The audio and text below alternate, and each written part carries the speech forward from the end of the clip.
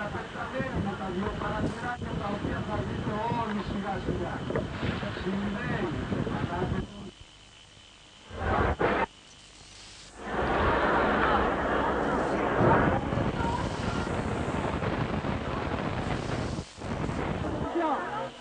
Θα το πείσει το άλλο, τώρα τι πάει εκείνη πάνω το καμάρι, όλοι κοιτάνε και δεν ακούνε, αυτό είναι το πρόβλημα. Πάνω τον αφήσει αυτή τη μεγάλη καμπάνα.